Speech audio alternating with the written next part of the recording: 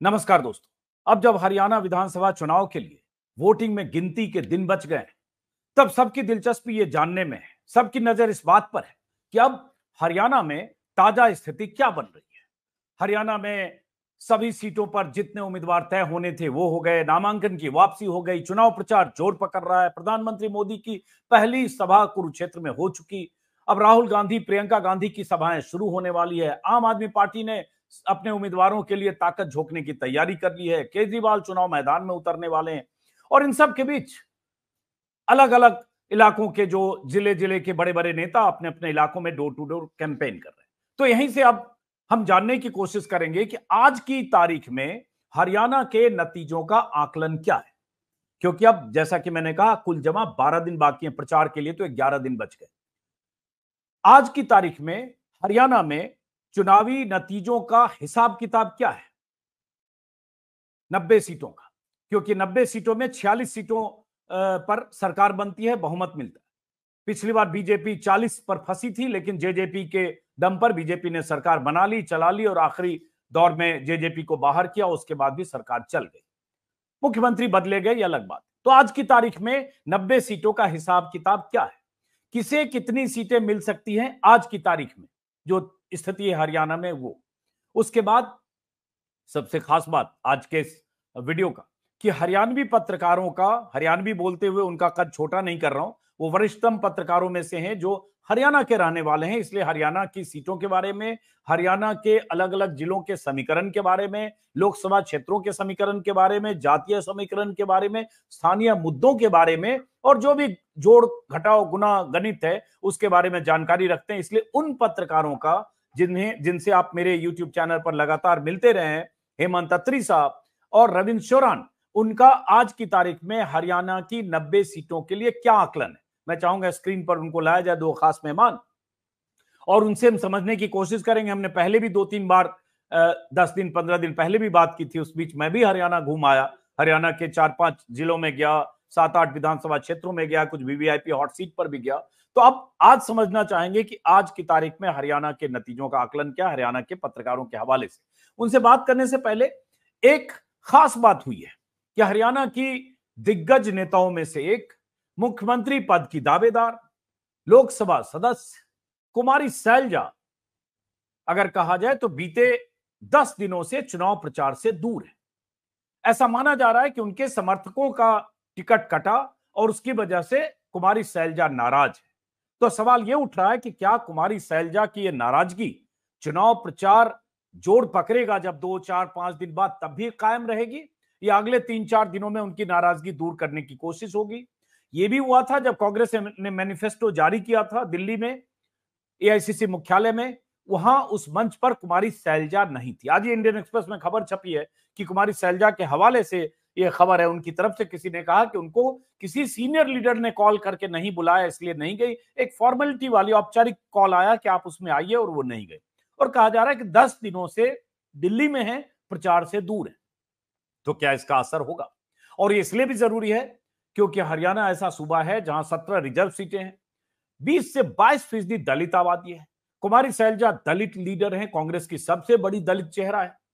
तो कुमारी सैलजा की यह नाराजगी और अगर यह कायम रही तो क्या कांग्रेस को डेंट कर सकती है, जब माना जा रहा है कि कांग्रेस का अपर हैंड है, कांग्रेस को एज है, बीजेपी की स्थिति बहुत खराब है अगर अब तक की स्थिति में आज की तारीख में देखें तो ऐसे बहुत सारे मुद्दे हैं, इसको समझने की कोशिश करेंगे। हमारे साथ दो खास मेहमान जिनका जिक्र किया, रविंद्र सिंह चौरान साहब और हेमंत अत्री साहब। हेमंत अत्री साहब रोहतक में रहते हैं, दैनिक भास्कर के पॉलिटिकल एडिटर रहे हैं, कई संस्थानों से जुड़े रहे, और रविंद्र सिंह चौरान भी कई मीडिया संस्थानों से रहे। पहला सवाल मैं हेमंत अत्री साहब आपसे, देखिए अब जनता, दर्शक, वोटर, विश्लेषक सब यही अनुमान लगा रहे हैं कि चूंकि अब प्रचार में कुल जमा 13 दिन बच गए, 3 तारीख को प्रचार खत्म हो जाएगा, 3 अक्टूबर को, तो 13 दिन क्या 12 दिन ही बच गए, तो क्या स्थिति है आज की तारीख में? तो आज आप कहां देखते हैं हरियाणा के नतीजों के संदर्भ में? मैं सीधा पहला ही सवाल ये पूछूं तो, क्योंकि पहले बहुत सारी चीजें हम लोग बात कर चुके हैं। अजीत जी धन्यवाद, नमस्कार आपके दर्शकों को सबको। जो पहली बात जो इस पूरे उसमें आप देखेंगे कि अभी तक कैंपेन जो है पूरे किसी भी पार्टी का प्रॉपरली बिल्डअप नहीं हुआ। बड़े नेता आए जरूर है, मोदी जी आए थे एक बार कुरुक्षेत्र में, 2 चक्कर अमित शाह जी भी लगा के गए हैं, लेकिन वो जो मोमेंटम होता है चुनाव का, जिसके लिए हरियाणा जाना जाता है, बिल्डअप होता है पूरा। आप भी आए थे हरियाणा में, तमाम जगह घूम के आए, वो रैलियों का दौर, बड़े बड़े उनका जो है रोड शोज का, अभी वो उतना पीक नहीं किया है। लेकिन जब आज हम बात कर रहे हैं, आज की तारीख में स्थिति यह है कि भारतीय जनता पार्टी जो कि सत्ता में है 10 साल से, और नेचुरल क्लेमेंट भी है सत्ता की, दोबारा से तीसरी बार हैट्रिक, तमाम बातें वो नारेबाजी करते हैं। हकीकत यह है कि उनके पास आज की तारीख में भी नैरेटिव नहीं है जी। अगर आप 2 दिन का पिछले का देखें तो कमाल की चीज दिखेगी आपको। 10 साल जब आप शासन करते हैं, जो हमने सीखा आप जैसे सीनियर साथियों से कि भाई चुनाव कैसे लड़ा जाता है, तो उसमें सबसे पहले होता है कि 10 साल में आपकी ये अचीवमेंट्स थी, ये आपने डिलीवर किया, और अगले 5 साल का आपका ये विजन है, ये पॉलिसी है, ये प्रोग्राम है। आपको भारतीय जनता पार्टी के किसी भी नेता का, स्टेट का हो या दिल्ली का हो, उसमें वो नैरेटिव आपको दिखाई नहीं देगा। और 2 दिन से बड़ा इंटरेस्टिंग नैरेटिव आ रहा है, खासतौर पर नायब सिंह सैनी साहब और माननीय मनोहर लाल जी, वो सारा फोकस शैलजा पे किए बैठे हैं, जैसा आपने इंट्रोडक्शन में जिक्र भी किया कि शैलजा आए तो उनका स्वागत है, कुछ भी हो सकता है, बातचीत होती रहती है, इस पे let us not jump the guns, इस तरह की तमाम बातें। और नायब सिंह सैनी साहब ओबीसी वर्ग को प्रतिनिधित्व करते हैं, उसी के बेसिक पे वो आए, वही उनकी बेसिक क्वालिफिकेशन है, वो भी, उनको भी दलित प्रेम जाग गया है एकदम। लेकिन सवाल अजीत जी है कि शैलजा आएंगी ना आएंगी वो तो एक अलग सवाल है, लेकिन इनको शैलजा की इतनी क्यों पड़ी है? आपने दलितों के लिए क्या किया, आप वही बता दीजिए, या आपका दलितों के लिए क्या पॉलिसी प्रोग्राम है वो बता दीजिए, वो भी नहीं बता रहे। एक खास तरह के, देखिए अजीत जी, जो टिपिकल बीजेपी का है, हरियाणा का नहीं पूरे देश का, आप जानते हैं, जब कुछ आपके समझ में ना आए तो आप कंफ्यूजन क्रिएट कर दो। तो भारतीय जनता पार्टी पिछले 48 घंटे से, आप तो खुद फील्ड में थे, वो कंफ्यूजन क्रिएट करने की कोशिश कर रही है शैलजा के नाम पर। और वो क्या है कि शैलजा नाराज है, शैलजा फलाना है, वो होंगी नाराज, उनके घर की बात है ना, आप अपना देखिए आपके यहाँ पे क्या चल रहा है। मुख्यमंत्री नायब सिंह सैनी सोनीपत आते हैं अजीत जी, वहां पर कविता जैन और उनके पति राजीव जैन को मना करके उनका नॉमिनेशन विड्रॉ करा देते हैं, बहुत अच्छी बात है, कराना भी चाहिए। और 7 वाली सीट कंस्टिट्यूंसी है, देवेंद्र कात्यायन वहां मनोहर लाल जी के ब्लू हेड बॉय, उनको वो जिक्र भी नहीं करते कि भाई आप नॉमिनेशन विड्रॉ कर लीजिए। सेम चीज आपने हिसार में देखी, सावित्री जिंदल को किसी ने मनाने की कोशिश की, जबकि सीटिंग बीजेपी एमपी की माता जी हो। तो एक खास तरह की चीज जो बीजेपी में पहले कभी नहीं थी, वो क्या है इस बार अजीत जी, कि इस बार भारतीय जनता पार्टी के अंदर बगावत 10 साल के बाद, जबकि सबसे अनुशासित पार्टी है, और जो नैरेटिव बनना चाहिए वो नैरेटिव भी नहीं है। तो फिर क्या है? फिर आप खोखली चीजों को उठाकर, कांग्रेस की क्या अंदरूनी लड़ाई है वो लड़ लेंगे ना अपने आप, जब कैंपेन होगा तब आप बता दीजिएगा। आप वीडियो बना रहे हैं कि शैलजा के साथ ये हो गया, दलितों के साथ ये हो गया, आप अपनी बताइए ना कि आपके टाइम में क्या गवर्नेंस का रिकॉर्ड है। तो आज की तारीख में अजीत जी, कैंपेन उस तरीके से बिल्डअप नहीं हुआ है, उस तरह की जो हरियाणा में बड़ी बड़ी रैलियां होती है वो नहीं हुई है अभी, वो उस दिशा में है। अभी कल खड़गे साहब आ रहे हैं, अब माड़ा में आएंगे, घरोंडा में आएंगे, उसके बाद मोदी जी का 25 को, जैसे आपने जिक्र किया, उसमें सोनीपत के गोहाना में आ रहे हैं, 2 रैलियां वो और करेंगे, तो वो बिल्डअप अभी होगा। आज जब आप बात कर रहे हैं, जो आपका स्पेसिफिक सवाल है, आज की तारीख में भारतीय जनता पार्टी नैरेटिव विहीन है, नंबर 1। नंबर 2, दिशाहीन है कि किस बात में चुनाव लड़े, किस पे ना लड़े, किन चीजों को उठाए, किन को ना उठाए। गुटबाजी की एक नई तरह की समस्या आ गई है, उससे भी पार पाने का तरीका, कुछ चीजों पे तो उनके फ्रेंडली जो वो है, उन पे तो वो मस्त है, चाहे वो हिसार है, चाहे वो गन्नौर है। बाकी चीजों पे, खास तौर पे अहिरवाल जो इनका गेटवे है 10 साल से, वहां की गुटबाजी से भारतीय जनता पार्टी परेशान है। कांग्रेस में भी तमाम फॉल्ट लाइन्स हैं, कम्युनिकेशन गैप्स हैं, गुटबाजी है, जैसा आपने कहा। उन सारी स्थितियों के बावजूद शैलजा घर बैठी हुई है, ये भी ठीक बात है, वो नाराज है, इसमें भी कोई कंफ्यूजन नहीं है।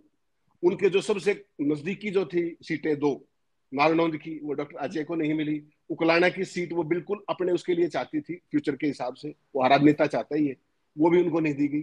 वो इस पूरे तौर तरीके से, और जिस तरीके से पार्टी लीडरशिप ने घोषणा पत्र के समय, जो आपने बिल्कुल सही कहा, जब उस दिन घोषणा पत्र जारी कर रहे थे खड़गे साहब और वेणुगोपाल, उनको दिल्ली में होते हुए भी वो नहीं आई वहां पर। इन सारी चीजों का एक बहुत खराब मैसेज जाता है, स्वाभाविक है, हम तो विश्लेषक, हमें तो सारी बात रखनी पड़ेगी जनता के सामने। लेकिन इस सब के बावजूद भी अभी ये देखना भी पड़ेगा अपने को कि पार्टी का जो टॉप 3 लीडर है, बल्कि हरियाणा में तो सोनिया जी भी आ सकती है, 4 कहेंगे, वो जब 4 आएंगे तब देखना जरूरी होगा कि क्या तब शैलजा आएंगे या नहीं। तो उसका जवाब जो अपने सूत्रों से पता लगा है वो ये है कि वो पक्का आएंगी, और उनके करीब भी जो सबसे निकट सूत्र हैं, और अदरवाइज जो उनका अगर आप रिकॉर्ड देखेंगे, तो शैलजा का भाजपा में जाने का कोई स्थिति है नहीं किसी भी रूप में। एक बात आपने कहा, आज की तारीख में स्थिति कहां खड़ी है? अभी चुनाव बनना है, लेकिन फिर हम अभी तक उसी बात पर कायम हैं जो पहले से कहते आए हैं। अभी तक ऐसी कोई सूरत हाल नहीं दिख रही कि कांग्रेस पार्टी पूर्ण बहुमत से दूर हो, ऐसा बिल्कुल नहीं है। कांग्रेस जी। पार्टी आज भी, जब आप बात कर रहे हैं, पूर्ण बहुमत के साथ सरकार में आ रही है एज ऑन डेट। आगे जब जैसे जैसे बढ़ती जाएगी, हम साथियों को, दर्शकों को अपना अपडेट करते रहेंगे। चलिए, बहुत बहुत शुक्रिया रविंद्र सिंह शौरान। अचानक 2 दिन से कुमारी शैलजा का जिक्र 2-3 दिनों से बहुत ज्यादा होने लगा। पहले एक ऑडियो वायरल हुआ, फिर भूपेंद्र सिंह हुड्डा ने सफाई दे दी, कुमारी शैलजा को अपनी बहन बताया, फिर उसके बाद शैलजा की नाराजगी की खबरें। आज इंडियन एक्सप्रेस जैसे अखबार में भी 4 कॉलम की ये खबर, जैसे देखिए ये 4 कॉलम की खबर इंडियन एक्सप्रेस अखबार में छपी है और सारे अखबार में कुमारी शैलजा की नाराजगी की खबर छपी है। और दिलचस्प बात यह कि जैसा खट्टर साहब ने कह दिया कि शैलजा का स्वागत है, खड़गे ने जवाब दिया को अपना घर देखे खट्टर साहब, शैलजा जी हमारे साथ ठीक है। नाराजगी की खबरें, दलित वोट, ये सारा समीकरण, बहुत ऐसी सीट जहां 20-25% दलित वोट है, उसमें फतेहाबाद जहां जिले में 30% से ज्यादा दलित वोट है।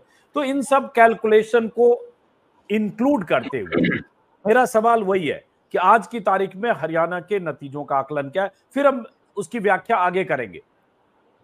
जी नमस्कार। बिल्कुल ठीक है सर, ये बात की आज अखबारों में भरी पड़ी है और कल टेलीविजन चैनल्स पे, यूट्यूब के डिफरेंट प्लेटफॉर्म्स पे भी ये खबरें चली। लेकिन इन खबरों के पीछे ये खबरें ही हैं जिनकी वजह से बीजेपी को थोड़ी सी जान हरियाणा में मिली है। बीजेपी को इस खबर का इंतजार करना पड़ा। इस खबर को अपने जो गोदी मीडिया, जिनको पॉपुलरली हम लोग जानते हैं, उनके माध्यम से पुश करना पड़ा। तब जाके बीजेपी का कहीं अपना जो चाह रही थी उस तरह का एक नैरेटिव सेट करने के लिए वो मैदान में आ पाए। इसके अलावा देखिए, पिछले 10-15 दिन से बीजेपी एक्सटेंसिव कैंपेन कर रही है। उनके तमाम बड़े नेता यहाँ पर हरियाणा में आ रहे हैं। आज तक कभी सुर्खियां बटोर पाए क्या? केवल ये मुद्दा है जिसकी वजह से थोड़ा बहुत सुर्खियों में बीजेपी आई। अब इस मुद्दे का जमीन पे असर देखिए।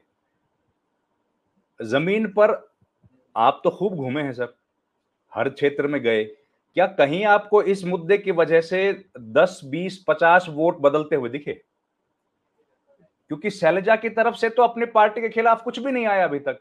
उनके जो जो लोग, जैसे कल भी कुछ लोग उनसे मिलके आए, उनमें से एक आध से हमारी बात हुई, तो उन्होंने बोला कि उन्होंने जो हमें बताया कि भाई हमें तो मैडम ने ये बोला है कि आप जाके कांग्रेस के लिए काम करो।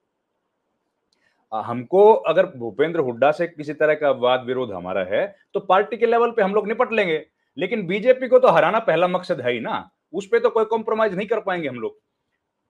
कुछ सीटों को लेकर जाहिर है सब नेता बड़ी हैं, नाराजगी है, क्योंकि उन्होंने सार्वजनिक मंच से बोल दिया था कि ये सीट उनको दी जाएगी, वहां नहीं दी गई।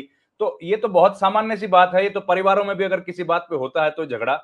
लेकिन बीजेपी की मसला क्या है? देखिए, इतने दिन की सरकार के बाद एंटी इनकम्बेंसी जाहिर है फेस कर रहे हैं, लेकिन एक भी ऐसा मुद्दा बीजेपी लेके नहीं आ पा रही है जिसकी वजह से वो पूरे इलेक्शन को, मोमेंटम को सेट कर पाए और अपने नेताओं को वो एक टॉकिंग पॉइंट के तौर पर उनको बता सके। आज भी उनको शैलजा का ही बात करनी पड़ रही है। और देखिए, शैलजा का तो मसला अगले हफ्ते सुलझ जाएगा जब सोनिया, राहुल गांधी आएंगे। और ये पहली दफा थोड़ी हो रहा है हरियाणा के, तो आप कोई भी चुनाव का इतिहास उठा के देख लीजिए, जो भी बड़े नेता रहे हैं वो एक दूसरे के साथ स्टेज बड़ी मुश्किल से शेयर करते हैं जब तक कि कोई केंद्रीय नेता नहीं आता है। जब सेंट्रल लीडरशिप से आते हैं तो सारे नेता एक स्टेज पे आपको खड़े दिखाई देंगे, यहां पर भी होगा। और उसमें देखिएगा उसके बाद फिर क्या नैरेटिव बिल्ड किया जाएगा। तो इस वजह से कोई वोट में अंतर आया है, जमीन पर बिल्कुल ऐसा दिख नहीं रहा। जमीन पर स्थिति वैसी ही है। बीजेपी आज भी मुद्दों के लिए तलाश कर रही है और ये एक मुद्दा मिला उनको, इसके अलावा कुछ मिला नहीं। अब मनोहर लाल खट्टर का ये जो बयान है, इस बयान में क्या सच्चाई है? द्वार तो कांग्रेस के खुले नहीं है क्या मनोहर लाल खट्टर के लिए? अगर खट्टर साहब कल जाना चाहेंगे तो कांग्रेस मना करेगी उनको? आओ जी, स्वागत है, हर पार्टी में सबका स्वागत है। तो ये तो खाली क्योंकि और कुछ मुद्दा मिल नहीं रहा, और गोद मीडिया का जो एक सेक्शन है जिसने इसको पुश किया है, और अखबारों का तो खैर किसी का नाम मैं नहीं लूंगा, लेकिन अखबारों में भी तो सर वो सेक्शन है ना प्रोमिनेंटली जो दिखता है। मैं थोड़ा सहमति जताता हूं। इसमें अखबारों के सेक्शन को पुश करने की क्या जरूरत है? अगर कुमारी शैलजा सीनियर लीडर हैं, अगर कुमारी शैलजा 8 दिन से चुनाव प्रचार से दूर हैं, अगर कुमारी शैलजा खुद ही एक तरह से खास किस्म की चुप्पी ओढ़कर इस तरह के रूमर को उड़ने दे रही हैं, तो इसमें अखबार का, एज ए जर्नलिस्ट मैं भी एक खबर लिखूंगा, मैं भी सवाल पूछूंगा, कहां है कुमारी शैलजा? एज ए जर्नलिस्ट अगर मैं मंच पे नहीं देखूंगा मैनिफेस्टो रिलीज करते वक्त और उसके बाद खबर आएगी कि उनकी तरफ से कहा जा रहा है कि उनको ठीक से नहीं बुलाया गया, ससम्मान नहीं बुलाया गया, तो नहीं आए, तो मैं भी सवाल पूछूंगा। मुझे लगता है यहाँ हम मीडिया को कटघरे में खड़ा करने की बजाय ये मूल्यांकन करें कि क्या वाकई शैलजा नाराज है, और नाराज हैं तो उनकी नाराजगी कांग्रेस के लिए नुकसानदेह है, और तीसरा सवाल, क्या ये नाराजगी को साधने की, मनाने की कोशिश हो रही है। सर मैं थोड़ा नाइत्तेफाकी के साथ अपनी बात रख रहा हूं। सर आपसे ही सीखा हमने तो सर, आपकी राय को ही मेरी राय मान लेता हूं मैं। लेकिन एक बात बताइए, मैनिफेस्टो तो अभी कांग्रेस पार्टी का रिलीज हुआ ही नहीं है सर। मैनिफेस्टो तो चंडीगढ़ में रिलीज होगा। ये तो उदय भान ने बोला है, वो तो कुछ टॉकिंग पॉइंट्स के बारे में चर्चा हुई है जिसमें मल्लिकार्जुन खड़गे रहे, और शैलजा तो कोई पदाधिकारी है नहीं, तो पार्टी में आप बताइए उस कार्यक्रम में वो कैसे शामिल करेंगे। जो पदाधिकारी थे, सीएलपी लीडर थे, सीएलपी लीडर वहां पे थे, पार्टी के प्रदेश अध्यक्ष थे दीपक बाबरिया, जो पार्टी में पोस्ट होल्डर, रणदीप सुरजेवाला भी नहीं थे सर वहां तो। हाँ, तो रणदीप सुरजेवाला और शैलजा एक ही ग्रुप में है। कैप्टन अजय यादव भी नहीं थे सर, कैप्टन अजय यादव नहीं, कैप्टन अजय यादव को फिर तब सबको बराबर कर रहे हैं तो शायद सही नहीं हो। मैं एक खबर बताता हूं, आप जवाब दीजिए, मैं नहीं जानता हूं, मैं आप लोग की ज्यादा बात होती है। जैसे आज खबर है इंडियन एक्सप्रेस में, on September 18 when the Congress released its manifesto for Haryana polls at the AICC headquarters in Delhi, Shailja was not present at the event. Sources said she was asked to attend the function by way of a routine call made from AICC headquarters, and that no senior leader invited her to the event formally. मतलब ये उनकी तरफ से कहीं ये उनके sources के हवाले से। तो ये जब होता है ना कि जब धुआं होती है, मतलब कहीं न कहीं आग और धुआं वाली बात है कि कुछ तो है जिसकी पर्देदारी है। सर पत्रकारिता पर बहस करने की मेरी हैसियत आपसे नहीं है। आप मेरे से कहीं ज्यादा समझदार हैं, बुद्धिमान हैं सर। मैं उसके बारे में आपसे बहस करूंगा तो सूरज को दिया दिखाने वाली बात है। अरे नहीं, लेकिन देखिए इसमें कोई शक नहीं, आपकी बात से सहमत हूं। हेमंत जी ने भी यही कहा कि बीजेपी नैरेटिव की तलाश कर रही थी, और अचानक खट्टर साहब शैलजा को इनवाइट करने लगे, अचानक अर्जुन मेघवाल का भी बयान आ रहा, तो ये तो इसमें दूसरे के घर से खटपट की कुछ आवाजें आ रही है, तो आप उस घर में झांक कर वहां नाराजगी को इनकैश करने की कोशिश करो। लेकिन ये पॉलिटिकली लोग करते भी हैं। चलिए अपनी बात पूरी कीजिए, नहीं तो फिर लोग कहेंगे बहुत टोका-टोकी करता हूं मैं। पॉलिटिकल ही मसला है ये, और शैलजा की जिम्मेदारी चलिए कांग्रेस के प्रति तो जो है वो है, लेकिन शैलजा की जिम्मेदारी उन लोगों के प्रति तो है ना जिनको उन्होंने टिकट दिलाई है। और उनमें से एक विधानसभा का दौरा मैं अभी करके आया हूं सर, अंबाला कैंट की विधानसभा, जहां पर शैलजा के बिल्कुल नजदीकी व्यक्ति हैं परविंदर सिंह परी, उनको चुनाव में टिकट मिला है। तो वो लोग तो कह रहे हैं कि अगले हफ्ते से हमारे यहाँ पे आने वाले हैं वो चुनाव प्रचार करने के लिए। शैलजा जो है वो तो उनके अपने जो लोग थे, चलिए दूसरी पार्टी के जो लीडरशिप है उनके साथ वो नहीं दिखी, लेकिन जिनको उन्होंने टिकट दिलाया है उनसे क्या नाराजगी होगी सर?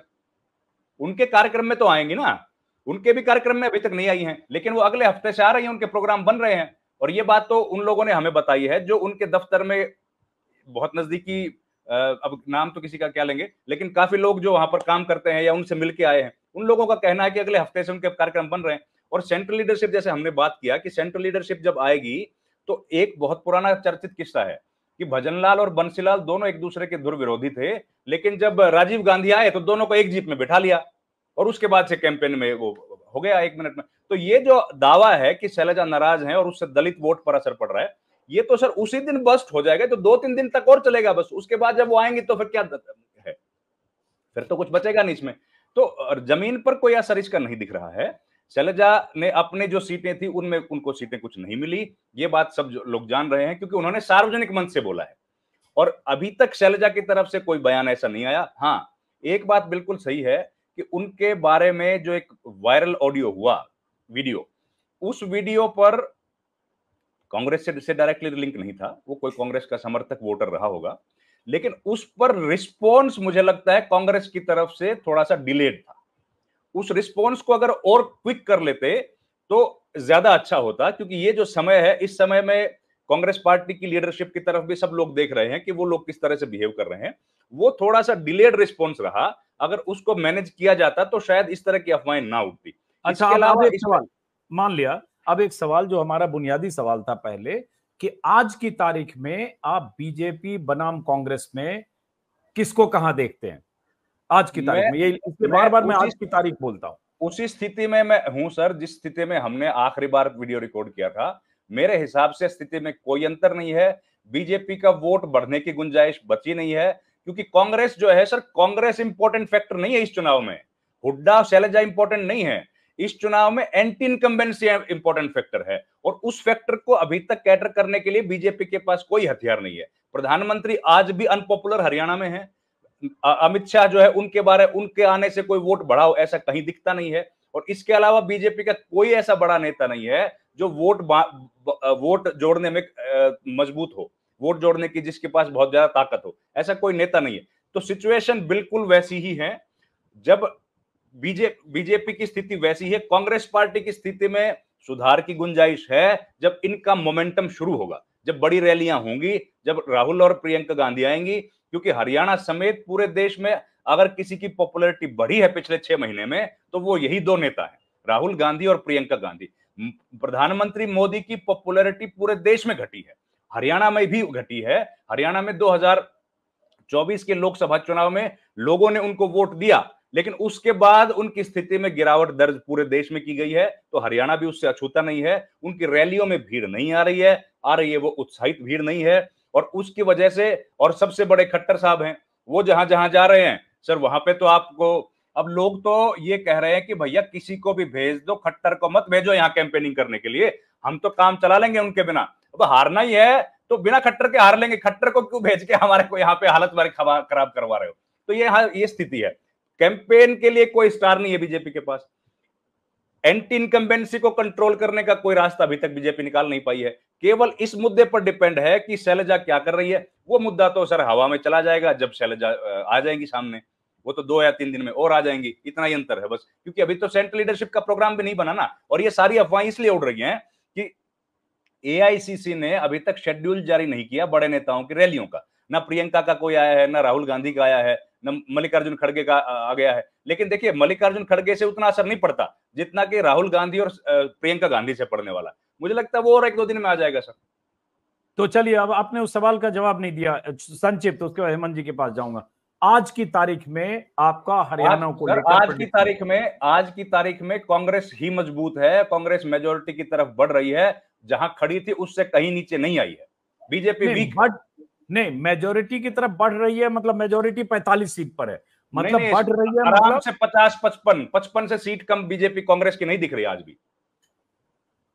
50 से 55 बीजेपी कांग्रेस, फिर कंफ्यूजन, मतलब कांग्रेस 55 सीट पर मजबूत है। कांग्रेस 55 सीट आराम से जीतती हुई दिख रही है सर। और बीजेपी 20 से 20, 22, 25 के ऊपर कहीं दिखती नहीं है। ऐसी बहुत गिनी चुनी सीट हैं। देखिए, हरियाणा में 80 सीटें कम से कम ऐसी हैं जहां पर कांग्रेस डायरेक्ट फाइट में है। बीजेपी केवल 25 से 30 सीटों पर डायरेक्ट फाइट में है, मजबूत है। और केवल 10 मैक्सिमम 10 सीटें ऐसी होंगी जहां पर बीजेपी और किसी और का मुकाबला है।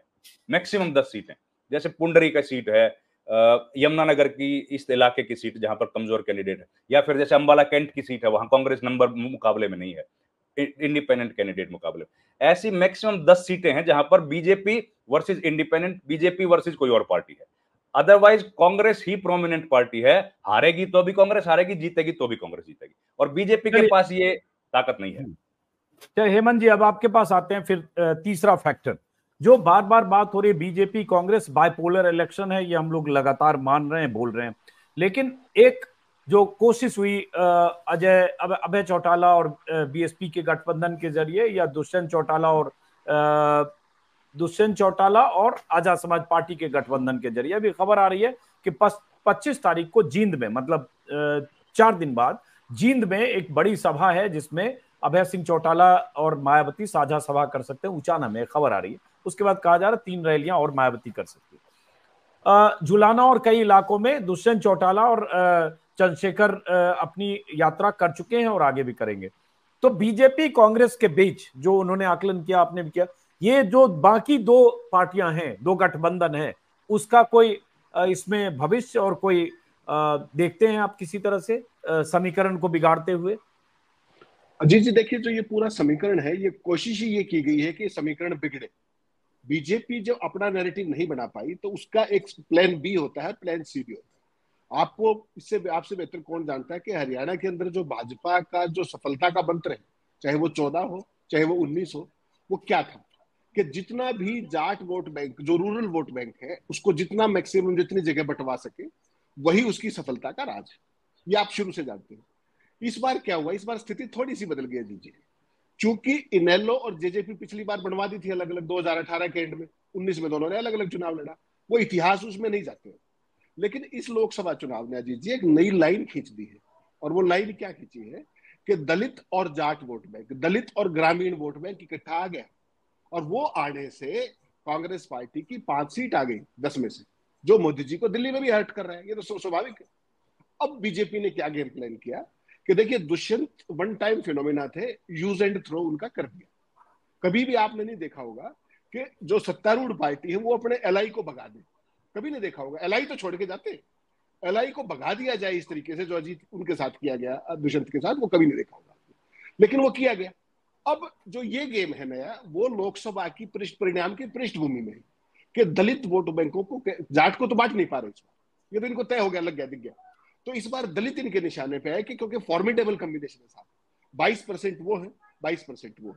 अगर वो इकट्ठे आ गए तो मुश्किल होगी बीजेपी को, तो कहीं रहेंगे नहीं। तो उन्होंने क्या किया कि 2 गेम खेले, बीएसपी उधर और चंद्रशेखर उधर, जो आप लगातार कह रहे हैं, हम पहले दिन से कह रहे हैं। अब आपने बड़ा स्पेसिफिक सवाल पूछा कि उचाना के ऊपर। देखिए, उचाना को अगर आप उस तरीके से देखेंगे तो चौधरी देवीलाल की जींद पूरा जिला, उचाना का क्यों बात करें, पूरा जिला, और उचाना उसका एक पार्ट है। इस बार यह भी चर्चा थी, हमने आपसे बात की थी कि अभय सिंह भी चुनाव लड़ सकते थे, लेकिन लास्ट मोमेंट पे चौटाला हाउस में तय हुआ कि भाई ये नहीं करेंगे, और वो उन्होंने वही एक ही इलाहाबाद से लड़ने की सोची। अब ये जो 25 तारीख की रैली, ये बड़ी महत्वपूर्ण है। ये वैसे नहीं है, 25 तारीख को चौधरी देवीलाल जी का जन्मदिन मनाया जाता है। 25 सितंबर को उसके गांव में अपना एक शक्ति प्रदर्शन, अपना जो पुराना कोर एरिया है वो है जींद, चौटाला साहब का, देवीलाल जी का भी, उस जमीन को कहीं ना कहीं दोबारा से रिकैप्चर करने की कोशिश है, जो हर दल करता भी है। उसमें अभय सिंह का एक विशेष अधिकार है, वो कहीं भी करे रैली। इनिशियली एक बार ये लग रहा था कि शायद सिरसा में हो जाएगी, लेकिन अब उन्होंने तय किया है कि उचाना में करें। उचाना सीट पर आपने दुष्यंत का हाल आप खुद जाकर के देख के आए हैं, मुझे कहने की जरूरत नहीं है। और दुष्यंत का पूरे हरियाणा में भी हाल क्या है वो भी सारे देश को पता है। दुष्यंत की तो आज स्थिति नहीं है, लेकिन अभय सिंह जो लॉस्ट ग्राउंड था पिछली बार का खासतौर पर, और वो मायावती के साथ जो अलायंस है, उसको कहीं ना कहीं एनकैश करने की फिराक में है। अभय सिंह का कैंपेन ठीक भी चल पड़ा था। जब आप सिरसा पहुंचे उस टाइम उनका कैंपेन ऊपर की तरफ था, आपको ध्यान होगा इस बात का, जब जींद से निकले आप और वो सारा करते हुए, वो जो एक टिप्पणी जो एक चैनल को अपने गोपाल कांडा ने करी, उसके बाद उनका चुनाव बुरे तरीके से डिप कर गया वर्टिकली, और वो बहुत खतरनाक बात थी। वो खतरनाक बात क्या थी कि सब तो पिंड छुटा रहे हैं बीजेपी से, बाद में चाहे कुछ भी करें, लेकिन पर से सारे के सारे पिंड छुटा रहे थे। और गोपाल कांडा ने वो मुट्ठी खोल के दिखा दी। उन्होंने क्या कहा, कोट एनकोट, कि हम अभय सिंह और बसपा तीनों मिलकर भाजपा की हैट्रिक करवाएंगे, 30 बार सरकार बनाएंगे। आपने भी सुना, ये सारा वीडियो वायरल हुआ। उसको आपके इंटरव्यू में भी अभय सिंह उस फोर्सफुली उससे वो नहीं कर पाए काउंटर। आपने 3 बार पॉइंटेड सवाल पूछा। नहीं, मेरे में तो कहा उन्होंने कि हम नहीं लेंगे, चलिए, मेरे में कहा उन्होंने। हाँ। जो अभय सिंह का जो स्टाइल है अजीत जी, वो कहते हैं कि नहीं, वो एकदम पहले आपको 3 बार सवाल नहीं पूछना पड़ता। वो डिफरेंट टाइप के आदमी, वो कहते हैं कि नहीं, सवाल ही पैदा नहीं होता, पहले सवाल में आपको 3 बार ग्रिल करना पड़ा उनको। तो वो कहीं ना कहीं एक संशय पैदा हुआ। उस संशय को दूर करने में अब और ज्यादा मेहनत बसपा को और उनको करनी पड़ेगी, इनेलो को, इसमें कोई शक नहीं है। लेकिन आज की जो सूरत हाल है उचाना में भी आप देख के आए हैं, कहीं ना कहीं एक थोड़ा बहुत जो नाराजगी जो है, वो तो दुष्यंत का तो जो होगा वो तो सबको पता है। जो बरजेंद्र थे, जो वीरेंद्र सिंह जी के बेटे हैं, वो भी उस समय जब किसान आंदोलन चल रहा था, वो बीजेपी के सांसद थे, उन्होंने इस्तीफा नहीं दिया था, अभय सिंह ने दिया था। तो उस सेंटीमेंट को भी कहीं ना कहीं वो एनकैश करने की कोशिश करेंगे। और चूंकि दुष्यंत वहां नहीं है किसी भी स्थिति में, तो अभय सिंह उस लॉस्ट ग्राउंड को भी पकड़ने की कोशिश में है, पूरे जींद की बेल्ट में, और एक एनवायरमेंट बिल्डिंग की कोशिश में भी है। चाहे वो, जो आपने बिल्कुल ठीक कहा, जुलाना पे भी एक उसका इंपैक्ट जिस तरीके का उस रीजन में, वो एक स्थिति है। लेकिन ओवरऑल अगर आप देखेंगे तो आज की तारीख में जो ये दोनों फोर्सेस जिनका आपने जिक्र किया है, चाहे वो जेजेपी हो चाहे इनेलो हो, वो जो मोमेंटम इनेलो बीएसपी का शुरू में बना था, उसका डैमेज कंट्रोल अभी तक ये पूरा नहीं कर पाए हैं। और उसका एक सिंगल पैरामीटर अगर आप देखेंगे तो वो 25 तारीख की रैली में उमड़ी भीड़ और उसका जोश, किस तरह का रिस्पॉन्स आता है लोगों से, क्योंकि बेल्ट है उनकी, कोर वोट बैंक है। नरवाना के अंदर भी उनके एमएलए रहते हैं, पूरे रीजन के अंदर एरिया रहते हैं, कैथल में भी उनकी बेल्ट रही है, ये पूरा जो एरिया है सेंट्रल हरियाणा का। तो ये देखना बड़ा महत्वपूर्ण होगा अजीत जी कि वहां पर किस तरह के लोग क्या हाँ, रिस्पॉन्स। तो आज की तारीख, बार बार रिपीट कर रहा हूं, आज की तारीख में आप इनलो और बीएसपी गठबंधन और दूसरा दुष्यंत और आज समाज पार्टी गठबंधन, इन दोनों गठबंधनों का क्या देखते हैं हरियाणा में नतीजों के संदर्भ में? अजीत जी, स्पेसिफिकली आपने जो बात पूछी, तो इसमें देखिए, हम पहले दिन से कह रहे हैं जेजेपी और रावण का कोई स्कोप नहीं है। जहां भी 1500 जो भी वोट उनको मिलेंगी वो वोट काटने वाली स्थिति है। कुछ सीटों पर निश्चित तौर पे इनेलो और बीएसपी कुछ सीटों पर थे और उनका मोमेंटम बहुत अच्छा बन रहा था। आज की तारीख में वो उस लेवल तक वापस नहीं जा पाए हैं। फिर भी मुझे लगता है कि 5-6 सीटों पर वो एक फॉर्मिडेबल कॉम्बिनेशन में हो सकते हैं आज की तारीख में, जब हम बात कर रहे हैं स्पेसिफिकली। दुष्यंत और उनका कहीं कुछ ग्राउंड पे मुझे दिखाई नहीं देता। ये मैं पहले दिन से आपको कह रहा हूं, आज पे रिपीट कर रहा हूं। रविंद्र सिंह चौहान, वही सवाल कि देखिए हरियाणा में क्या हुआ। अगर हमें याद है कि 2014 में हुड्डा फंसे थे और उसके बाद 2019 में, जैसे बल्कि 9 में हुड्डा ने गोविंद कांडा का साथ ले लिया था 2009 में और गृह राज्य मंत्री बन गए थे, और उसके बाद 19 में क्या हुआ दुनिया जानती है, 40 पर बीजेपी का फंसना। अब वहां एक कॉम्बिनेशन ये बनाने की कोशिश होगी और यही दावे किए जा रहे हैं, चाहे अभय सिंह चौटाला की तरफ से किया जाए चाहे दुष्यंत की तरफ से, कि हमारे बिना किसी की सरकार नहीं बनेगी, चाबी हमारे पास रहेगी। संजोग से दुष्यंत की पार्टी का चुनाव चिन्ह भी चाबी है, तो कह रहे ताला भी चाबी भी। लेकिन उनके बारे में ज्यादातर लोगों की राय है कि बहुत मुश्किल है खाता खुल पाना, 1 से 3 हो जाए तो बहुत बड़ी बात हो जाए।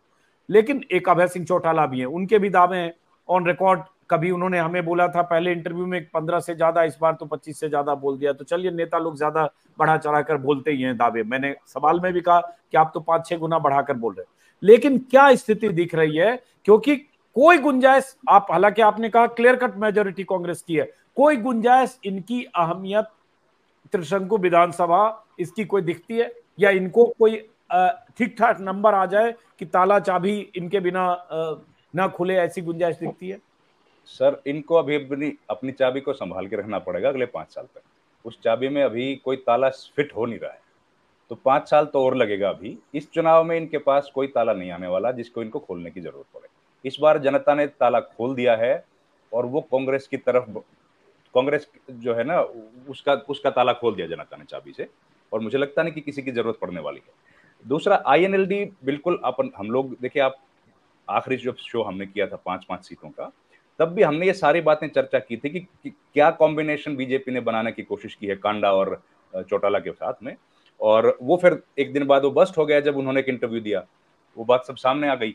तो जिन सीटों पर बीजेपी और बीजेपी कमजोर है और उन्होंने आईएनएलडी को सपोर्ट किया है, बीएसपी कॉम्बिनेशन को सपोर्ट किया है, वो सीटें वहीं जैसे सिरसा में गई। सिरसा में बीजेपी कहीं मुकाबले में नहीं है। सिरसा में जो मुख्य मुकाबला है कांग्रेस वर्सेज आईएनएलडी का है, बीजेपी कहीं है, तो वहां से वो कुछ सीट्स जीत सकते हैं। एलनाबाद की सीट की मुझे ज्यादा संभावना लगती है, क्योंकि वो उस इलाके में एलनाबाद, रानिया, ये जो विधानसभा सीटें हैं डब्बा वाली, इन 3 थोड़ा सा सिरसा शहर में, इनमें राय सिख कम्युनिटी है, और वो राय सिख कम्युनिटी का वोट गोपाल कांडा की जिम्मेदारी लगाई गई है। इन इलाकों में वोट आईएनएलडी के पक्ष में पड़े, ये बीजेपी और आईएनएलडी की तरफ से रिस्पॉन्सिबिलिटी उनको दी गई है। तो वो अच्छी खासी कम्युनिटी में है, और वो कम्युनिटी हरियाणा में नहीं, वो उधर जब अब अबोहर फजील का फिरोजपुर की तरफ चले जाएंगे तो वहां तक है। पंजाब का वो एरिया पूरा जो है, उसमें ये राय सिख कम्युनिटी है, अच्छी खासी तादाद में वो है। उसका वोट लेने के लिए आईएनएलडी और ये जो कांडा का समझौता हुआ है, तो वहां से वो वोट लेंगे। उस इलाके में उनको 3 सीट पर मजबूत लड़ाई लड़ रहे हैं। रानिया में मजबूत हैं, डब्बावाली और एलनाबाद, इन तीनों विधानसभाओं पर आईएनएलडी मजबूत है, कांग्रेस के साथ सीधा मुकाबला है। ठीक वैसे ही जैसे हम लोग कह रहे थे यमुनानगर की जो सीट है जगाधरी की, जहां पर दिलबाग लड़ रहे हैं चुनाव, अब दिलबाग की लेकिन उनके पारिवारिक परिस्थितियों में दिक्कत आई है, पारिवारिक कुछ दिक्कतें हुई हैं, और थोड़ा सा वोट बैंक इस वजह से उनका कमजोर पड़ा, ईडी की लगातार रेड पड़ी, तो उनके जो ब्राइट चांसेस थे वो भी थोड़े से कम इस बीच हुए हैं। पहले हम लोग कह रहे थे कि वो सीट मजबूत है, वो सीट मजबूत है, लड़ाई कांग्रेस आईएनएलडी के साथ ही है। और बाकी जो फरीदाबाद की 2 सीटें हथीन पृथला के अलावा 3 सीटें जो फिरोजपुर, झिरका, पुन्हाना और नूह की है, वहां पर मुकाबला कांग्रेस वर्सेज आईएनएलडी ही है।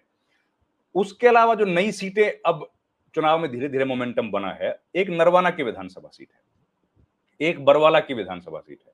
यहाँ पे ये 2 सीटें हैं, दोनों महिलाएं यहाँ पर चुनाव लड़ रही हैं, एक पर विद्या रानी, एक पर वो सपना सातरोड कुछ शायद उनका नाम है, जो बरवाला से लड़ रही हैं।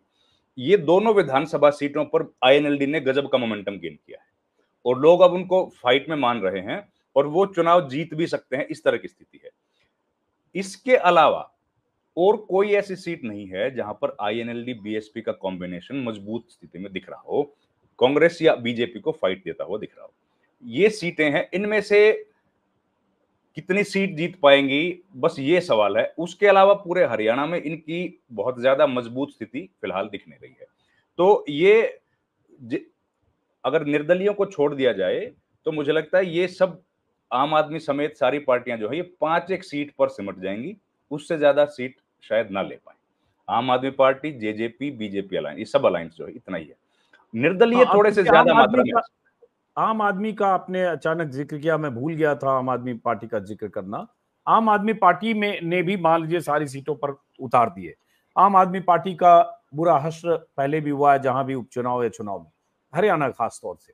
आम आदमी पार्टी को कहां देखते हो? अगर हम थोड़ा ये इन बीजेपी, कांग्रेस और ये दो जो गठबंधन है, दुष्यंत का गठबंधन, अभय चौटाला के गठबंधन से अलग एक आम आदमी पार्टी को देखें तो पूरे 90 में से एक विधानसभा सीट पर आम आदमी पार्टी टफ कॉन्टेस्ट में है, आदर्श पाल की सीट है यमुनानगर में। उसके अलावा आम आदमी पार्टी का कोई पोजीशन नहीं है, जमानत तक। और जो कलायत वाले अनुराग ढांढा, वो तो 5 साल से तैयारी कर रहे हैं। नहीं, वो तो केजरीवाल तो 10 साल से तैयारी कर रहे हैं। हाँ, केजरीवाल तो 15 साल से लगे। लेकिन दिक्कत क्या है ना, आम आदमी पार्टी के जो सबसे मजबूत नेता थे जमीन पर जिन्होंने काम किया, वो थे नवीन जयहिंद। उनका नाम था, पॉपुलर थे इस इलाके में, उन्होंने काम वाम अच्छा किया और एक मजबूत टीम खड़ी की। लेकिन उसके बाद पार्टी के साथ डिस्प्यूट होने के बाद पार्टी को वैसा कोई लीडर मिला नहीं जिसकी सोशल मीडिया पर प्रेजेंस हो या जिसकी हरियाणा की जो रूट्स की जिसको इतनी ज्यादा अंडरस्टैंडिंग हो। अब सुशील गुप्ता है, मेहनत भी उन्होंने की, काफी धनबल का भी उपयोग किया, लेकिन वो उतनी ज्यादा प्रेजेंस क्रिएट नहीं कर पाए। उन्होंने चुनाव लड़ा कुरुक्षेत्र से, जबकि वो रहने वाले तो जींद के हैं। तो वो इस वजह से भी पार्टी जो है ना, उसका ग्राफ नहीं ज्यादा वहां पर बढ़ पाया। और इसके अलावा पहले जो बड़े नेता जुड़े थे, अशोक तंवर थे, निर्मल सिंह थे, ये सब लोग पार्टी छोड़ के चले गए, जिसकी वजह से नुकसान पार्टी को हो गया। और लोग सब जब पंजाब का चुनाव जीता तब बीजेपी, आम आदमी पार्टी को हरियाणा में काफी मोमेंटम मिला। दिल्ली का चुनाव जीता तब भी मिला, लेकिन वो थोड़े दिन के लिए मोमेंटम है। उसमें अगर बड़े नेता आके उसको आगे बढ़ाते रहते तो चलता रहता, लेकिन वो चला नहीं। अब लोकसभा चुनाव में एक सीट पर ठीक है, काफी अच्छा वोट मिला, लेकिन आम आदमी पार्टी अगर उससे इतनी ज्यादा कॉन्फिडेंट है कि उनको इतना वोट मिला क्योंकि वो आम आदमी पार्टी का कैंडिडेट था, तो मुझे लगता है वो मिस्टेकन कहीं ना कहीं उनका एनालिसिस है। वो सारा वोट, अधिकतर वोट उसमें से कांग्रेस पार्टी का था, या फिर वो वोट जो था वो था किसान आंदोलन की वजह से। और अब की कांग्रेस पार्टी अकेले चुनाव लड़ रही है, आम आदमी पार्टी के खिलाफ लड़ रही है। अब उतना वोट उनको मिलने वाला वहां पर नहीं है। तो आम आदमी पार्टी, फिर वही बात आ गई कि दिल्ली के लिहाज से, टेलीविजन स्टूडियोज के लिहाज से आम आदमी पार्टी स्ट्रॉन्ग कंटेंडर हो सकती है सब, लेकिन जमीन पर आम आदमी पार्टी दिखेगी नहीं आपको। अब इसमें मतलब ये मैं मीडिया को ब्लेम कर रहा हूं ऐसा नहीं है, लेकिन ये इस तरह का नैरेटिव घड़ा जा रहा है। यहाँ पर जमीन पर आप देख के आए हैं, आप मुझे बताइए सर, किसी सीट पर आपको दिखा कि आम आदमी पार्टी का कोई चर्चा कर रहा है? नहीं, मुझे तो नहीं मिला। मैं तो जितने लोगों से मिला उसमें से एक आदमी भी आम आदमी पार्टी का नाम लेवा भी नहीं मिला। अब मैं जींद गया, मैं सिरसा गया, मैं हिसार गया, मैं लाडवा गया, हालांकि 2 लोग कहीं मिले थे, मुझे लगता है शायद 2 या 3 लोग, याद करना पड़ रहा है, 2-3 लोग मिले थे, 2-3 लोग, इतने लोगों उतना तो हम भी बोल ही रहे हैं सर। उतना तो हम भी कह रहे हैं, कितना वोट तो आएगा। नहीं तो अब बात आती है एक सवाल दोनों लोगों से फिर। और मैं दर्शकों को बता दूं कि आज और कल मैं रोहतक में रहूंगा, हेमंत अत्री साहब से भी मुलाकात होगी। कल हम लोग कोशिश करेंगे महम जाने की, और 25 से फिर 8 दिन लगातार हरियाणा के अलग अलग इलाकों में। अत्री साहब, एक सवाल, जैसे ये बीजेपी को इतना खिसकता हुआ देखने की बड़ी वजह क्या है, और उन इलाकों में भी खिसकता हुआ देख रहे हैं जहां जैसे कुरुक्षेत्र, करनाल, पानीपत और सोनीपत, ये जो जीटी रोड वाला बेल्ट है जहां 19 सीटें हैं, या फिर अहिरबाल जहां रेवाड़ी, महेंद्रगढ़ और गुरुग्राम की 11 सीटें हैं। ये माना गया कि ये जो 30 सीटों वाला इलाका है, ये एक तरह से बीजेपी का स्ट्रॉन्ग होल्ड है, शहरी भी है, और बहुत सारे फैक्टर है। क्या यहां भी नुकसान हो सकता है बीजेपी को? अगर हो रहा है तो उसकी वजह क्या है? अजीत जी देखिए, सबसे इंपॉर्टेंट बात क्या है इस चुनाव की, कि इस चुनाव को पार्टियां नहीं लड़ रही है। एक तो ये बात हम पहले दिन से कह रहे हैं कि जनता चुनाव लड़ रही है, और जनता के मन में बड़ा साफ है कि उसके साथ न्याय नहीं हुआ है किसी भी वर्ग के साथ। जो भी वर्ग चंडीगढ़ गया आंदोलन के नाम पे, कुछ भी उसको केवल लठ मिले, उसके अलावा कुछ नहीं मिला। चाहे वो किसान हो, चाहे वो कोई भी वर्ग हो, इवन महिलाएं हो, टीचर्स हो, कोई नहीं बचा। एक बात तो चुनाव, आप हम जो बार बार एक मैसेज ही जाता है ना कि कांग्रेस का वो कर रहे हैं कि भाई ये कांग्रेस का सवाल नहीं है, इसको दूसरे पर्सपेक्टिव से देखने की जरूरत है इसको। और वो है कि भाजपा चुनाव हार रही है और उसके कारण कांग्रेस चुनाव जीत रही है और जनता जिता रही है। एक चीज तो ये बड़ी स्पष्ट मैं आपको कह दूं कि कोई ऐसा क्रांति कांग्रेस ने कर दी हो 10 साल में, ऐसा मुझे नहीं लगता बिल्कुल भी। कांग्रेस बाय डिफॉल्ट गेनर है, पहली बात। और जनता चुनाव लड़ रही है। जनता जो चुनाव लड़ती है तो फिर उसमें वो कुछ भी नहीं देखती। और जो सबसे मजबूत चीज आप देखेंगे, जो कांग्रेस पार्टी के जो बीजेपी के जो कोर एरियाज है, वो आप क्या देखेंगे, आप अहिरवाल देखेंगे, दोनों बार वहीं से आए। उसके बाद जीटी रोड बेल्ट, ये दोनों ही सबसे बड़ी बीजेपी की सीट है। प्रधानमंत्री जी ने कुरुक्षेत्र में रैली की, आपने देखा। उस रैली में देखिए बारिश हुई थी पहले दिन, सारी बात है, ग्राउंड में पानी भी था, ग्राउंड को छोटा भी किया गया। उसमें अजीत जी क्या हुआ, अभी तक किसी ने रिपोर्ट नहीं किया, मैं पहली बार आपको ये बात बता रहा हूं आपके चैनल पर। वहां पर तमाम साथी, चंडीगढ़ के क्रू के मीडिया के साथी अपने आए लाइव करने के लिए, उनको लाइव नहीं करने दिया गया। और स्ट्रिक्टली ये कहा गया कि जो फीड बीजेपी के उस पे है वो फीड आप यूज कीजिए। और कुछ साथियों ने जब जिद की तो उनको ये भी कहा गया कि हम पर्चा भी दर्ज करना जानते हैं। ये स्थिति हुई। वहां पर 3000 कुर्सियां थी प्रधानमंत्री जी की रैली में, और 23 कंस्टिट्यूएंसीज की रैली थी अजीत जी, 23 की। 23 कंस्टिट्यूएंसी का मतलब हरियाणा में होता है ऑलमोस्ट 1/4, 90 विधानसभा होती है। और वो कौन सी बेल्ट है? वो जीटी रोड बेल्ट कंप्लीटली, 7 जिले, करनाल से शुरू करके। तो प्रधानमंत्री जी की उस रैली का ये है शुरुआत। तो उसका मतलब एक बड़ा साफ है। और वो कुरुक्षेत्र की वो बेल्ट है साहब, जहां पर कुरुक्षेत्र को आप अकेले आइसोलेशन में मत देखिए, कुरुक्षेत्र का एक धार्मिक महत्व भी है, महाभारत वाला महत्व भी है। जैसे अयोध्या की हम बात करते हैं बार बार, हरियाणा में भी भाजपा के लिए कहीं ना कहीं जो इनका धार्मिक एंगल होता है, वो एंगल है वहां पर। उसके बावजूद भी इस तरह का बिल्कुल, जिसको सबमिसिव जो रिस्पॉन्स था, और कोई किस तरीके का वो नहीं था। उसके बाद जो हालत है, 9.5 साल के मुख्यमंत्री है मनोहर लाल खट्टर जी। आपको पता है वो कैसे प्रचार कर रहे हैं? कोई उनकी रैली जनसभा देखी आपने अब तक? वो होटलों में जाकर के 20-20, 30-30, 50-50 लोगों से बुद्धिजीवी के नाम पर मिल रहे हैं। उनका कहीं प्रधानमंत्री की स्टेज पर जिक्र नहीं था, उनका कोई बैकड्रॉप में पोस्टर नहीं था, वो तो था, सही बात। किसी रेफरेंस में नहीं था। तो इस बात को देखना पड़ेगा क्यों। उसका सिंपल कारण ये है कि उनके नाम के कारण ही बीजेपी की ये गत बनी है।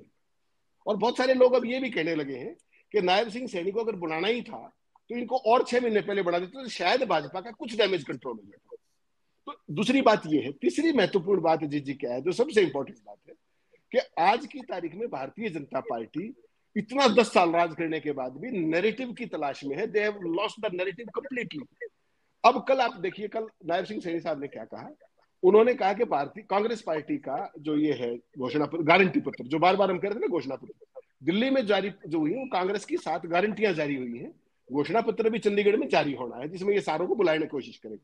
तो गारंटी जारी की थी, वो एक इवेंट क्रिएट की थी। आपको पता है आजकल पार्टियों का जो चुनाव है वो तमाम कंपनियां मैनेज करती है, तो वो एक इवेंट क्रिएट की गई थी। नहीं तो पहले वहां भी घोषणा पत्र की तैयारी थी, फिर उसको चेंज करके वहां इवेंट वो किया गया कि गारंटीज, और चंडीगढ़ में मैनिफेस्टो, ये इस तरह की चीज 53 पेज का मैनिफेस्टो है शायद, जो जारी होगा बहुत जल्दी। अब नायब सिंह सैनी साहब क्या कह रहे हैं साहब, ये देखना बड़ा जरूरी है। वो कह रहे हैं कि कांग्रेस पार्टी का जो ये घोषणा पत्र है ये बिल्कुल बकवास है, ये कहना चाहिए, फर्ज बनता है। अपना नहीं बता रहे कि 10 साल में हमने ये किया। आपने भी तो 2014 में घोषणा पत्र किया था ना, 19 में भी किया था। उसका बता दीजिए कि आपने क्या क्या अचीव कर लिया, इसमें से कोई एक चीज बता दीजिए। आपने कहा था कि जो बेरोजगार बच्चे हैं उनको 9-9 हजार रुपए का वो देंगे, दे दिया क्या? कितनों को दे दिया? उसके बाद हर जिले में मेडिकल कॉलेज बनाना था, एक सरकारी मेडिकल कॉलेज, जो अपनी बात भी हुई थी, सारा आपने विज्ञापन लेके डिस्कस किया था, हर एक सब्जेक्ट वाइज।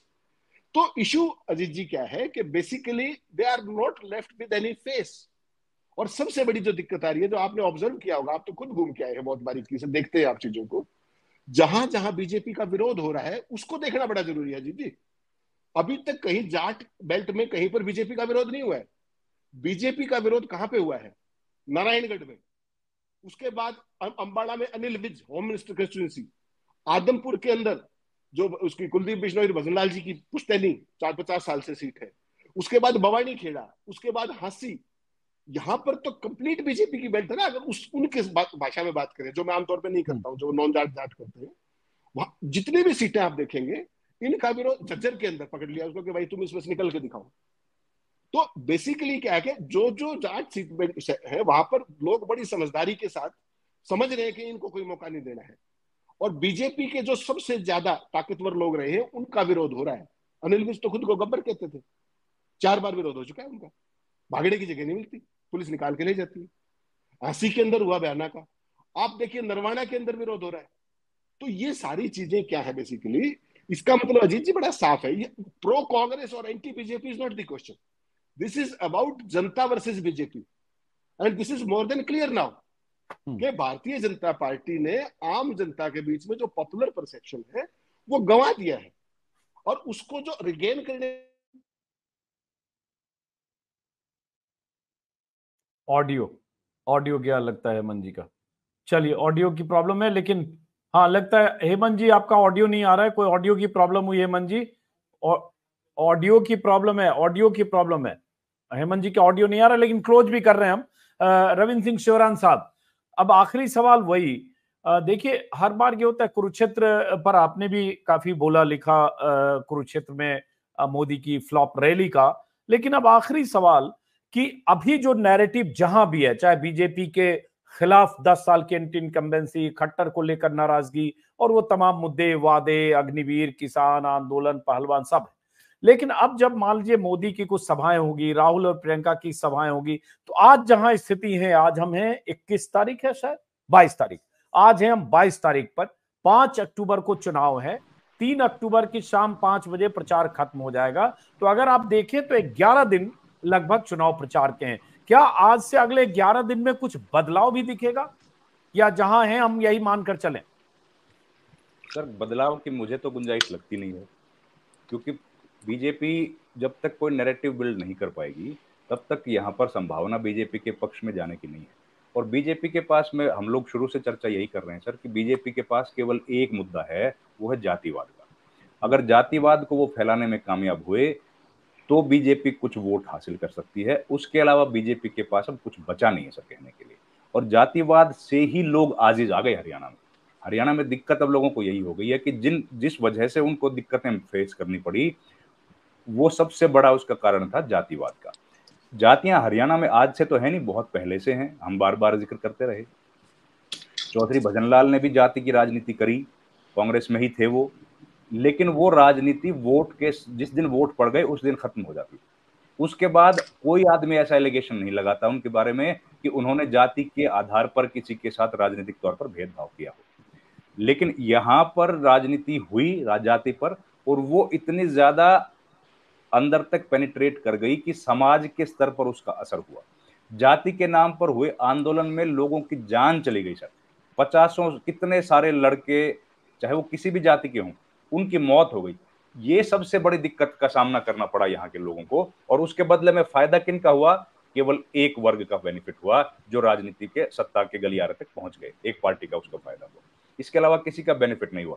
और डेवलपमेंट की जो मसला है, डेवलपमेंट कुछ हुआ नहीं जिनके नाम पर बीजेपी लेके आई थी। करप्शन खत्म नहीं हुआ, पॉलिसीज बीजेपी ने ढेर सारी बनाई, उनका बहुत पुअर इंप्लीमेंटेशन ग्राउंड पे हुआ। इश्यूज जब क्रिएट हुए तो उनका एड्रेस करने के लिए कोई अवेलेबल नहीं था, फीडबैक समझने वाला कोई व्यक्ति नहीं मिला। इन तमाम चीजों की वजह से लोग बहुत परेशान हो गए, और बेरोजगारी में तो सब सीएमआई के आंकड़े आज कोट करते ही हैं। तो इन तमाम वजहों से बीजेपी जो है वो अनपॉपुलर पार्टी हो गई, और उस पर रही सही कसर खट्टर साहब ने पूरी कर दी। जिस तरह के उन्होंने बेअदबी लोगों के साथ की, जो एरोगेंट उन्होंने व्यवहार किया, जनता के बीच जब गए तो उन्होंने एक राजा की तरह व्यवहार किया, बहुत, जिसको चाहा कि इसके खिलाफ पर्चा दर्ज कर दो, इसको अंदर कर दो। और उसी तरह की बातें लोग अम्बाला कैंट में भी करते हैं, मैं जब वहां गया था। इस तरह का जो व्यवहार था वो नेताओं का रहा, और आम आदमी जब किसी अपने विधायक के पास गया तो उन्होंने हाथ खड़े कर दिए, हमारी तो कोई सुनता नहीं, हमारी तो कोई चलती नहीं है। तो ये तमाम चीजें ऐसी हैं जिनसे लोग परेशान हुए। और देखिए, हरियाणा या वैसे तो पूरे देश में ही, लेकिन हरियाणा जैसे स्टेट में भी किसी विधायक की जरूरत बहुत सारे लोगों को पड़ती नहीं है सर 5 साल में। कभी कभार अगर 5 साल में 1-2 बार जरूरत पड़ गई, मजबूरी हुई, किसी अफसर को फोन करवाना हुआ या कोई और, तब जाते हैं और तब उनको इस तरह का रिस्पॉन्स मिलेगा तो जाहिर है फिर लोगों को नाराजगी होगी। वही हो रहा है। पहले की सरकारों में ऐसा नहीं कि पहले की सरकारों में सारे देवता ही राज कर रहे थे, पहले की सरकारों में भी गलतियां हुई हैं, मिस्टेक्स होती थी, लेकिन कम से कम लोग उनको पकड़ के पूछ लेते थे कि भैया तुम ये काम हमारा कर क्यों नहीं रहे हो, अगर इस काम में ऐसा कुछ है नहीं। लेकिन अब वो अवेलेबिलिटी भी खत्म हो गई, अवेलेबल नेता है नहीं, राज्यसभा के मुख्यमंत्री अवेलेबल नहीं है, मंत्री अवेलेबल नहीं है, पूरा कंट्रोल ब्यूरोक्रेसी ने ले लिया। ये थोड़ी सी पहले नहीं होता था, पहले मंत्री विधायक जो थे वो जनता के लिए अवेलेबल थे, और ये सबसे बड़ी दिक्कत है जो बीजेपी को आज फेस करनी पड़ रही है। इसलिए मुझे लगता नहीं है कोई अंतर बीजेपी कर पाई है, और मेरे को बड़ी कम संभावना लगती है कि 5 तारीख तक भी बीजेपी कुछ कर पाएगी, क्योंकि अब मेरे हिसाब से तो मोमेंटम कांग्रेस की तरफ ही गेन होता हुआ दिख रहा है। चलिए, बहुत बहुत शुक्रिया हेमंत अत्री साहब और रविंद्र सिंह शौरान साहब, बहुत शुक्रिया। इस बात अब क्या होगा कि अभी हम लोग चुनाव तक कई बार और बात करेंगे, कुछ नए मुद्दे, नए इशू, कोई कंट्रोवर्सी, कोई विवाद। शैलजा अभी नहीं है प्रचार में, 8-10 दिनों से प्रचार में आएंगी तो क्या होता है, दलित वोट क्या है, जाट वोट क्या है, बहुत सारे फैक्टर बीच बीच में आएंगे, हम लोग चर्चा करते रहेंगे। इस बीच मैं भी हरियाणा लगातार घूमूंगा, जो देखूंगा वो दर्शकों को दिखाता रहूंगा। फिलहाल आप दोनों का बहुत बहुत शुक्रिया, नमस्कार, फिर मुलाकात। लेकिन एक बात में, आपने बहुत बढ़िया रिपोर्टिंग आप कर रहे हैं सर, हरियाणा के जमीन से जुड़े मुद्दों को उठा रहे हैं। मुझे लगता है ये पर्सपेक्टिव शायद हरियाणा के लोग दिल्ली से अगर आप रिपोर्ट करते तो कहीं ना कहीं मिस कर जाते, जो आपके रिपोर्ट्स में हम लोग अब देख रहे हैं। तो इसके लिए आप को हम लोग बधाई भी देना चाहते हैं। नहीं, हम तो देखिए एक पॉलिटिकल साइंस के स्टूडेंट की तरह मैं सीखने जा रहा हूँ, देखने दरअसल कि क्या हो रहा है, इसलिए मेरी दिलचस्पी होती है घूमूं, उससे हरियाणा को भी समझूं। अभी जैसे मैंने कल ही शायद आपको बताया था कि हरियाणा की 10 लोकसभा सीटों का नाम अचानक पूछता शायद 8 का बताता, विधानसभा सीटों में जो 22 जिले हैं उसमें से 18 जिले याद होंगे, 17-16 याद होंगे, लेकिन 90 सीटों वाली विधानसभा में मैं अगर धारा प्रवाह को कहे 20 विधानसभा के नाम लो तो मेरे लिए दिक्कत थी। तो एक सीखने के लिए भी होता है चुनाव में। आप दोनों हरियाणा के हो तो आप जानते हो, मैं अज्ञानी हूं तो मैं अपने ज्ञान की तलाश में हरियाणा जा रहा हूं। हरियाणा के लोगों का मेरे पर खास प्यार भी है, स्नेह भी है, किसान आंदोलन की वजह से, और वो स्नेह से मैं अभिभूत होता हूँ। चाहे जींद गया, चाहे हिसार गया, चाहे सिरसा गया, कहीं भी गाड़ी रोकता हूँ चाय पीने के लिए, 10 लोग ऐसे मिलते हैं, तो मुझे लगता है ये मेरे लिए एक लर्निंग प्रोसेस है, और हमारे दर्शकों के लिए भी एक नई चीज, जो वहाँ के लोग हैं उनका मिजाज, उनकी तासीर, उनका स्वभाव, उससे लोग वाबस्ता हो सके, यही कोशिश है। तो बहुत बहुत शुक्रिया रविंद्र सिंह शौरान साहब, हेमंत अत्री साहब, नमस्कार।